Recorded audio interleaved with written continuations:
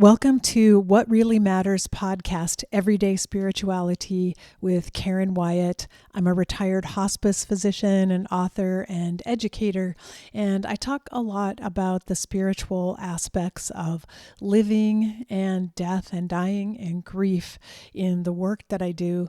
And for this episode today, I decided that I have to talk about the fact that the world is at war right now. Like, I can't ignore that. I can't let that go. And so I'm going to be talking about keeping vigil while the world is at war, with just a few thoughts and ideas to share with you. Because it occurred to me that even though we see images on social media and are aware of what's happening in other parts of the world, it really doesn't seem to touch our day-to-day life very much. Life for most of us is going on as usual unless we have a loved one who's deployed in the military, and we're very aware of where they're located and when or if they may be placed in harm's way. But many of the rest of us, we wake up in the morning, have our coffee, check our phones, go to work, run our errands, and we have the luxury and the freedom of being somewhat oblivious to what is happening in other parts of the world for much of the day. And we might see pictures on social media or read conflicting accounts of what's happening, and we don't really know what to believe right now. We're not sure who to trust and what information is real. But we do know that innocent people are suffering and lives are being taken due to the conflicts that are happening. And no matter our political or religious views, we don't need to take a side on this. Our side is with humanity.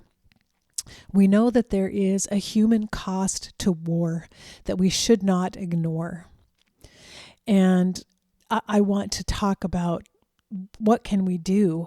And it occurred to me, I'm remembering stories my parents told me of their experience during World War II. And for them, the war was not something distant, not just something happening in a faraway country. The war lived in their homes and their neighborhoods. Nearly every family had someone serving overseas, and many families had already lost a loved one in the war. The people living here in the U.S. On a day-to-day basis were rationing things like gasoline and sugar. Women went to work in order to keep the country running. My parents both described how they wrote letters to one another every single day and then waited anxiously for responses that might take weeks to arrive, not really knowing if their letters were being received or even if the person they were writing to, at least on my mom's part, not knowing if my dad was still alive to even receive the letter she wrote. And yet every single day she wrote a letter to him. There's no way they could ignore the presence of the war in their lives. It was in their faces. It was something they had to deal with. No one could be unaware of the war. It shaped their daily lives. My father was one of the young men who enlisted in the war after Pearl Harbor. And years later, I learned more about what happened to him during the war. During one battle, he survived a firefight in which nearly everyone else in his unit was killed. He himself was gravely wounded and was left on the battlefield among the dead until he was found by medics and discovered to still be alive and was taken to a field hospital.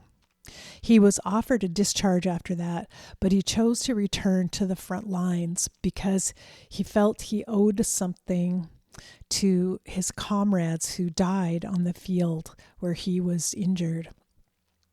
And he didn't want to run away from that. He felt there was something more he needed to do. Later, he was assigned to a dangerous nighttime mission during the winter fighting of the Battle of the Bulge.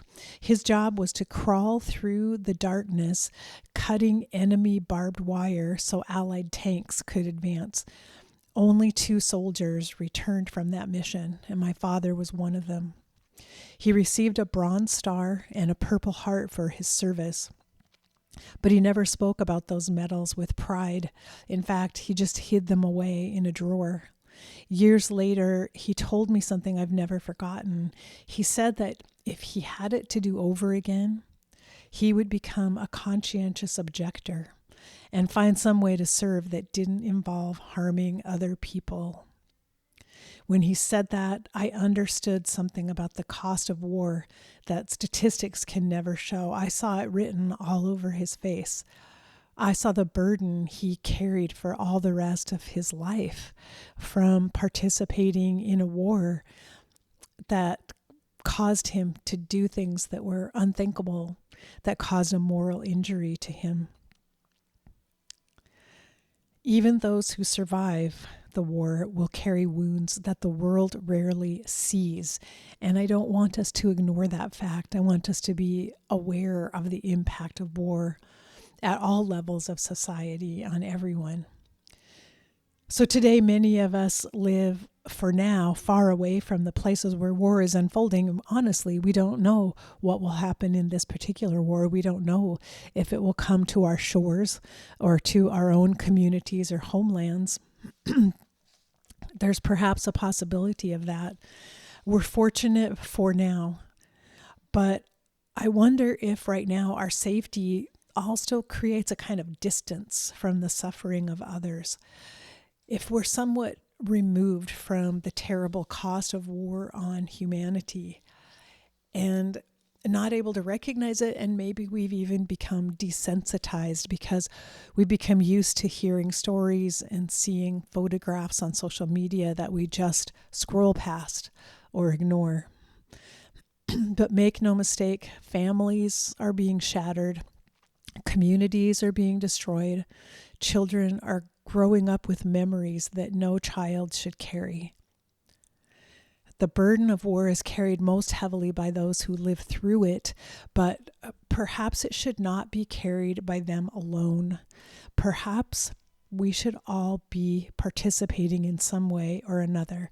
Now, I know that many of us feel anger and outrage about the war that is taking place, and we don't support the war.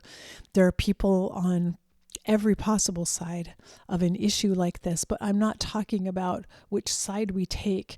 All the feelings we have about it are understandable.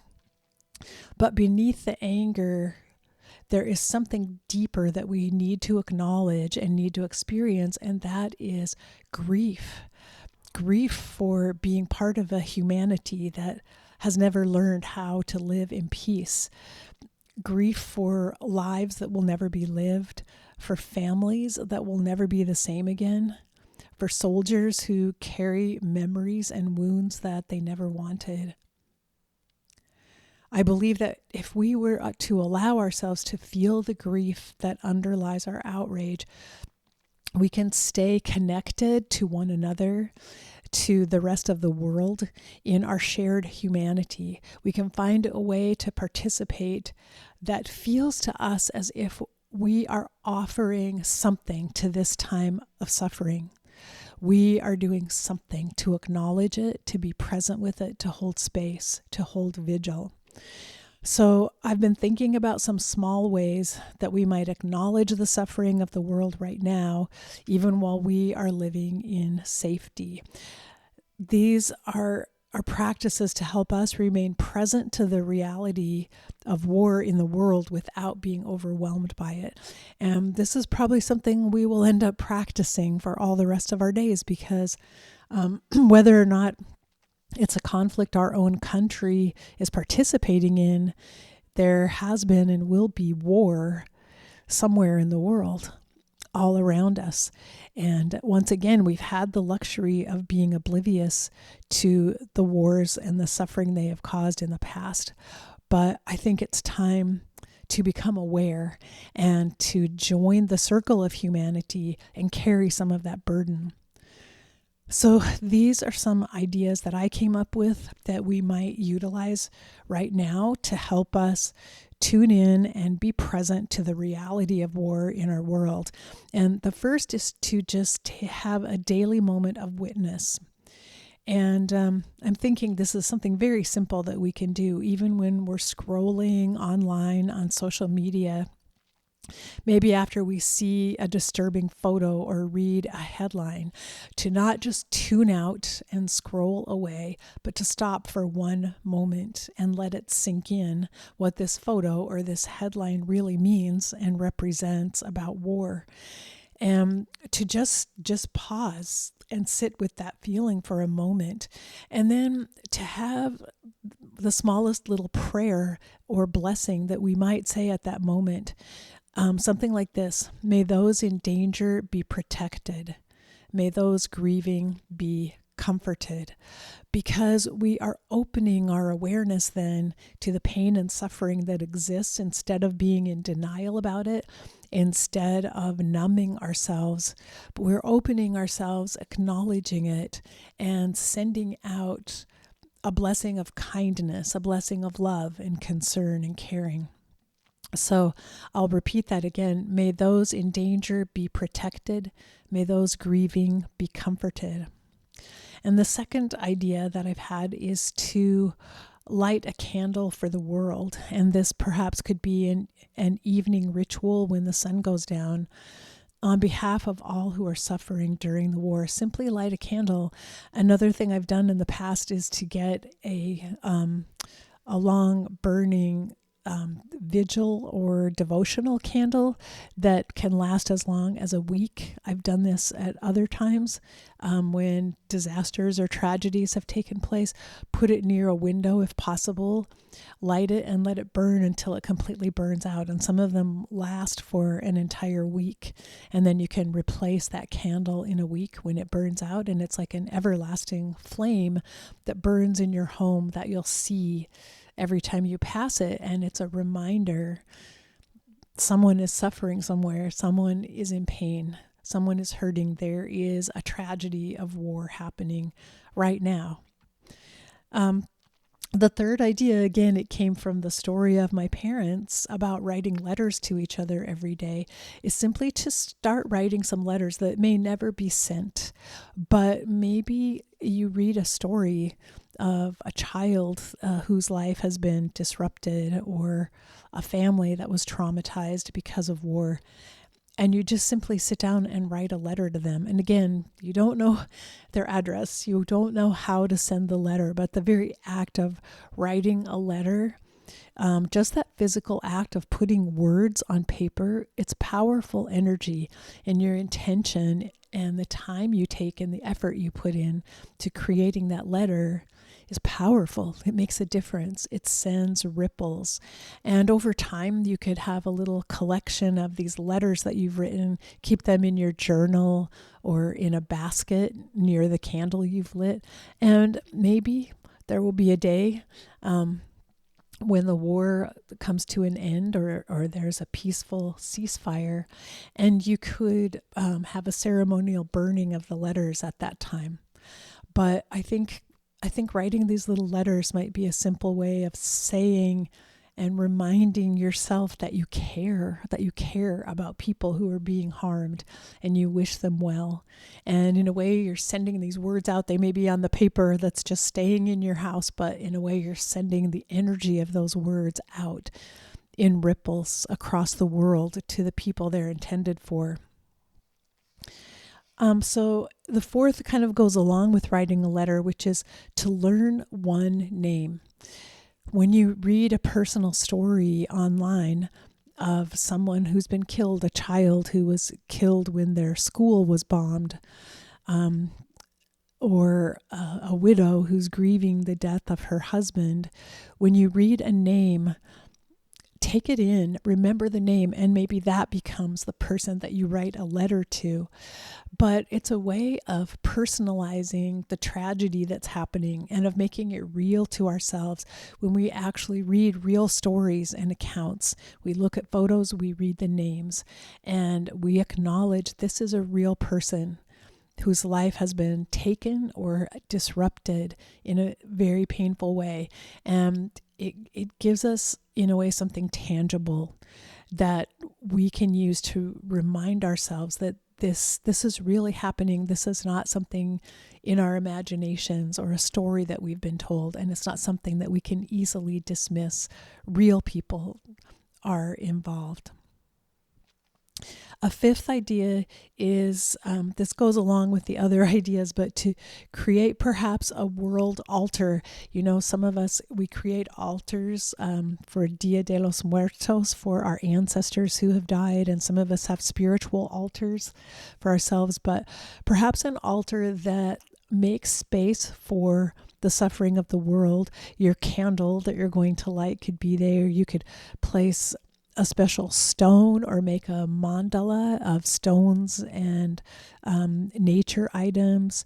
You could even have a map or a globe or atlas of the world, which broadens your focus to the whole planet instead of just your own small world.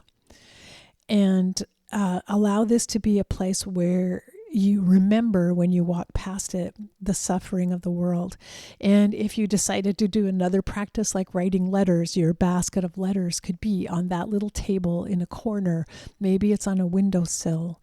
And that becomes a little place. And maybe you add to it, maybe you find a special shell, a seashell somewhere, or a pine cone, or something in nature that reminds you of humanity, but also the connection energetically of the whole world. And maybe you place that on your table so that you're gathering a little collection of mementos that for you signify your presence and your willingness to give your energy and creativity on behalf of the suffering of the world. A sixth idea is to pair gratitude with awareness of suffering. So, and perhaps, I think a great time to express gratitude is before a meal. And maybe if you're saying a little prayer, we're grateful for this food and this moment of peace in our day. And may those living in war know safety again. So while we're expressing gratitude for all the goodness we have in our lives, at the same time, we express concern for those who are not in such a fortunate situation in their lives. And so we're pairing them together. And through the energy of our gratitude, we're kind of extending a wish and a prayer for those in harm's way due to war. And then the seventh thing that I wanted to propose is more of a collective ritual, and it kind of combines these other ideas together, but something that perhaps, if you're interested, we could do together. And my proposal is that on Sunday evenings at 7 p.m., wherever you live, we try to do a tiny ritual together. And of course, that means it will be happening every hour, kind of a rolling consecutive series of these events. But we create our own little vigil ceremony together, 7 p.m. on Sundays, by lighting a candle, sitting in quiet for a moment and just contemplating the immensity of what's happening around the world, unrest and suffering that's taking place right now. Not just war, but all forms of violence and harm and disruption and things falling apart. We acknowledge that. We sit with it quietly for a moment with our candle lit, and then offer a prayer or hold a thought for those living through war. And so if you'd like, I propose that we practice this little vigil together right now, wherever you are, wherever you're listening, and I will say it for you and say the prayer for you, and you can repeat it after me. And then I will leave a little script that you can download as part of this episode, so that you can keep it with you if you'd like to repeat this vigil on Sunday evenings at 7 p.m., whenever it strikes you or it feels like the right thing to do. All right, so please join me now for a brief moment of reflection. Begin by taking one slow, deep breath together.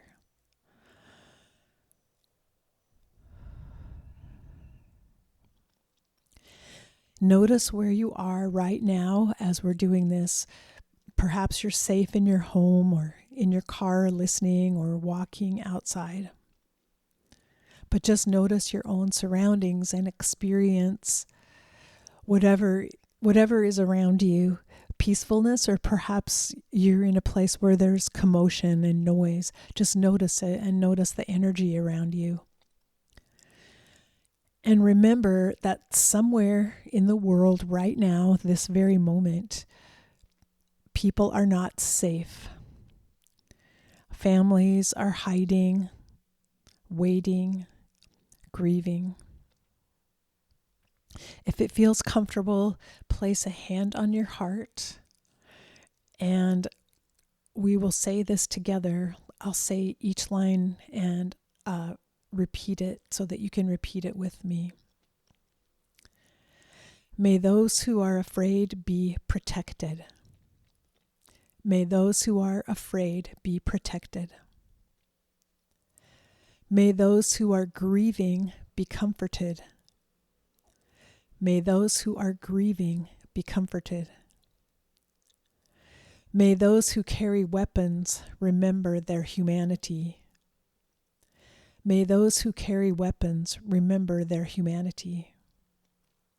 May peace find its way back to the earth. May peace find its way back to the earth.